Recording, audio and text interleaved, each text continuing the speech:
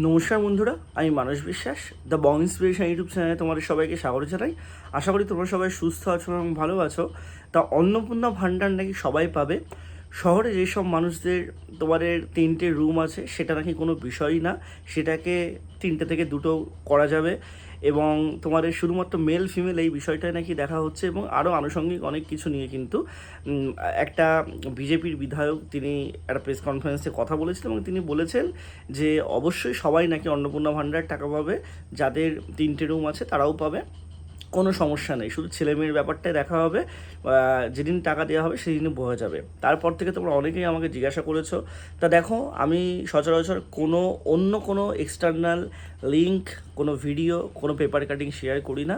আমি তাও তোমাদেরকে একটা কথা বলেছি, দেখো যে তোমার 17 তারিখ থেকে এই বছর মানে এই মাসে ম্যাক্সিমাম মানুষ কিন্তু টাকা পাবে, ঠিক আছে।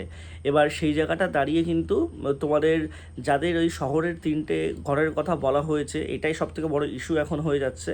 এবং পুর নিগমে তোমাদের হয়তো 50 ডেসিবেলের যে জমির ব্যাপারটা বলা হচ্ছে, এই দুটো নিয়ে তোমরা কনফিউশনে আছো। আমি তোমাদের শুধু এইটুকুই বলবো যে তোমাদের কিন্তু এখন ওয়েট করা ছাড়া কোনো উপায় নেই।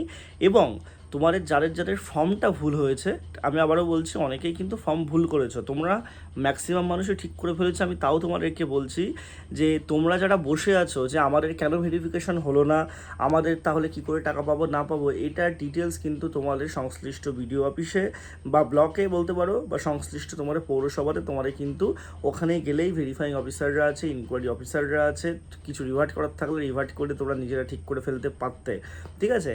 তা আমার মনে হয় না যে 3 দিন পরে তোমাদের টাকাটা দেবে, এখনই গেলে তোমাদের সেই কাজটা হবে, কিন্তু তোমাদের অনেকেই কিন্তু ভুল আছে, ঠিক আছে। অনেকে আবার এটাও বলছো যে মানে অনেকের এইটা দাবি যে আমাদের কেন বললো না, সব কিছু আমরাই কেন করবো। ব্যাপারটা হচ্ছে ভুল তোমরা যদি করে থাকো ফর্ম ফিল আপে, তা সেক্ষেত্রে কিন্তু তোমরা যতই যোগ্য হও না কেন তোমরা টাকা কখনোই পাবে না, ঠিক আছে।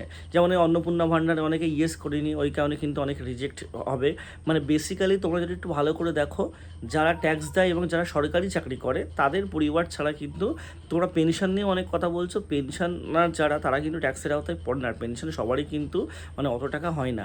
তা যারা অনেকে জিজ্ঞাসা করছে যে পেনশন পেলে কি টাকা পাবো, অবশ্যই পাবে, সেখানে কোনো তোমাদের মানে সমস্যা নেই। এইটুকুই তোমাদেরকে বলবো। শুধুমাত্র আশাকর্মী, সিভিক ভলেন্টিয়ার্স, মানে এইসব বাড়ির মানুষ, মানে এইসব যারা করে তারা টাকা পাবে না। ট্যাক্স দেওয়া থাকলে তারা টাকা পাবে না। সরকারি কর্মচারী হলে তারা টাকা পাবে না, ঠিক আছে। এবং অন্যান্য কোনো স্কিমের সুযোগ সুবিধা যদি পায় তাহলে কিন্তু টাকা পাবে না।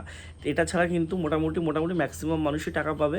তা তোমার 17 তারিখ আসার পরে বোঝা যাবে, কারণ 17 তারিখ টাকাটা ছাড়ার পরে হিউজ পরিমাণ টাকা ছাড়বে, ঠিক আছে। কত পরিসংখ্যান সেটা বলা সত্যি যায়নি, 2 কোটি নাকি একদম 2 কোটি ছুঁই কী হবে সেটা কেউ জানে না। তা যবে দেবে 1-2 দিন পরেই কিন্তু সেটা বোঝা যাবে। তা এখন আর কারোর কথা তোমাদের শুনে কোনো লাভ নেই।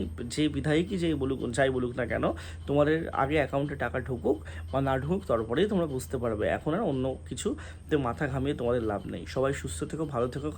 কালকে স্বাধীনতা দিবস, তা তোমাদের সবাইকেই আমি জয় হিন্দ, বন্দে মাতরম বলেই আমার এই ভিডিওটা শেষ করলাম।